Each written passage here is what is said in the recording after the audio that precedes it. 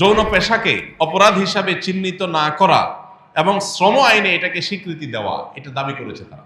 এই জিনিসটা তাদের কাছে এত বেশি গুরুত্বপূর্ণ যে এইটাকে তারা ৭৪ নম্বর পৃষ্ঠায়, ৩৭ নম্বর পৃষ্ঠায়, ১৩২ নম্বর পৃষ্ঠায়, ১৩৫ নম্বর পৃষ্ঠায়, ১৫৫ নম্বর পৃষ্ঠায়, অর্থাৎ পুরো সুপারিশনামার প্রতিটা পৃষ্ঠা বিভিন্ন জায়গা তারা এটা লিখেছে। তার মানে তারা যে কোনো মূল্যে এদেশে পতিতাবৃত্তি এটাকে প্রতিষ্ঠা করতে চায়। তারা চায় মহল্লা এটা প্রতিষ্ঠা হয়ে যাক। ৩৪ নম্বর পৃষ্ঠায় আছে সংবিধানের অনুচ্ছেদ ১৮(২)-এ গণিকাবৃত্তি অর্থাৎ পতিতাবৃত্তির বিষয়টিকে বাদ দিতে হবে।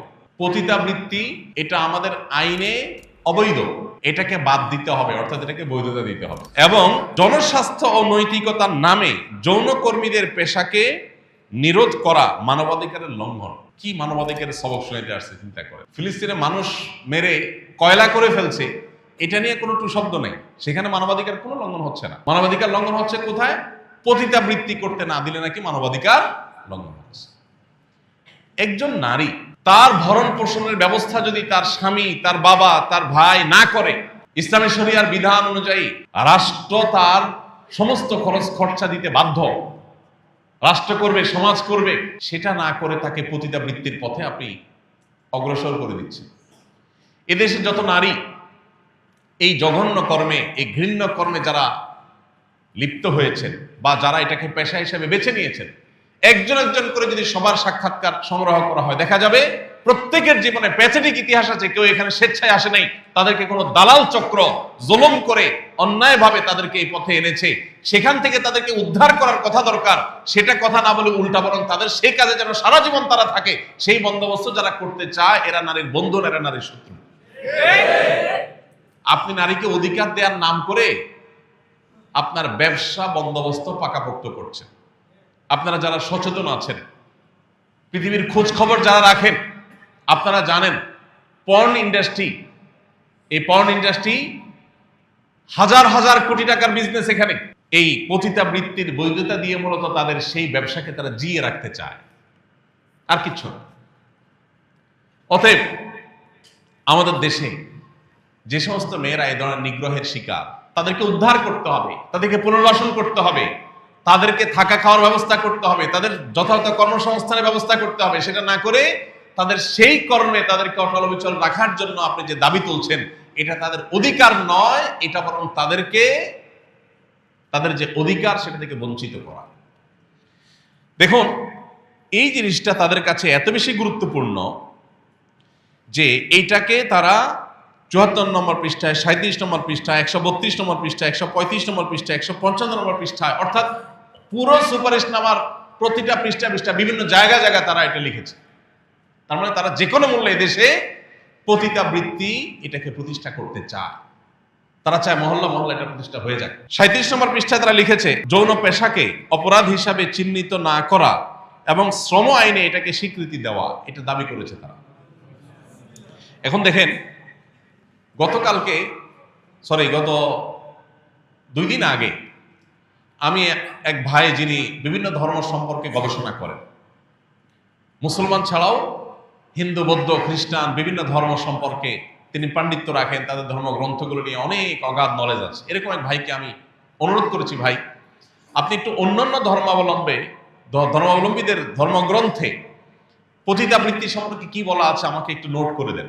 তিনি গতকালকে আমাকে দিলেন জিনিসটা, আমি দেখলাম মুসলমানদের কাছে পতিতাবৃত্তি যেরকম হারাম, ঘৃণ্য কাজ, হিন্দুদের কাছে, খ্রিস্টানদের কাছে, বৌদ্ধদের কাছে, এদেশের প্রধান 4টি ধর্মের মানুষ এদেশে বসবাস করে, সব ধর্মের মানুষের কাছে এটা সমানভাবে অপরাধ এবং ঘৃণ্য কাজ।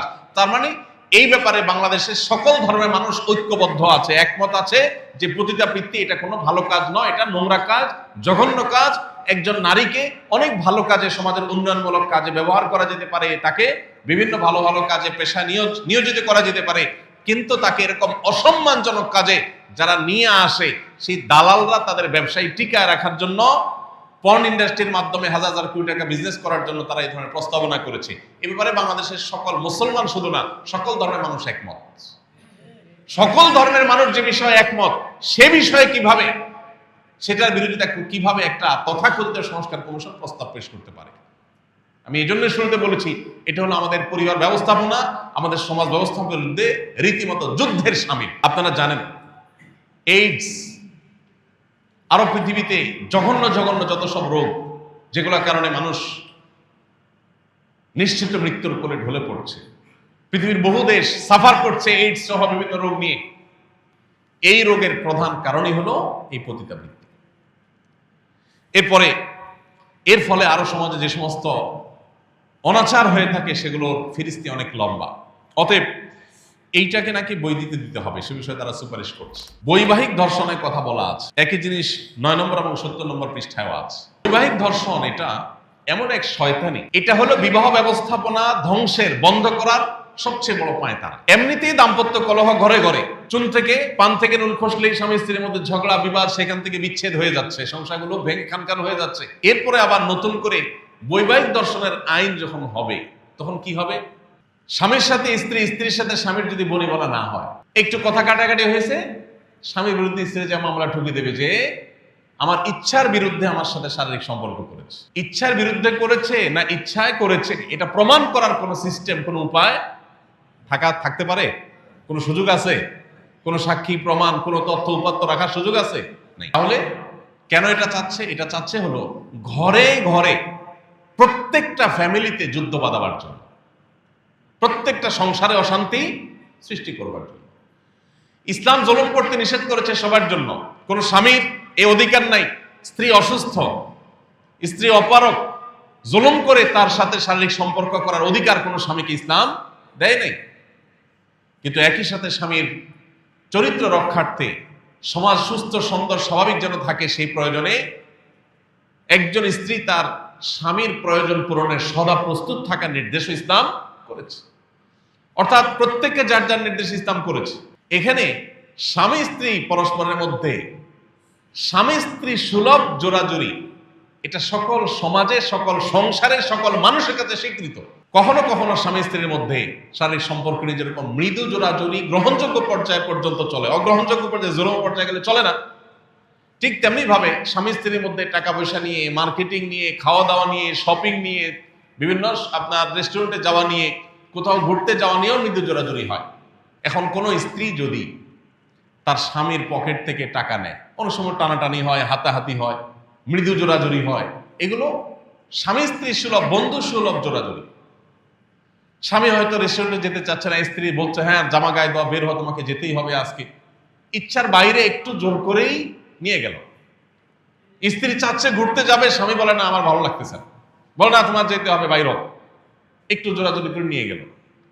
তাহলে সেটাকে বৈবাহিক ডাকাতি নাম দেন, বৈবাহিক ছিনতাই নাম দেন, কি বলেন?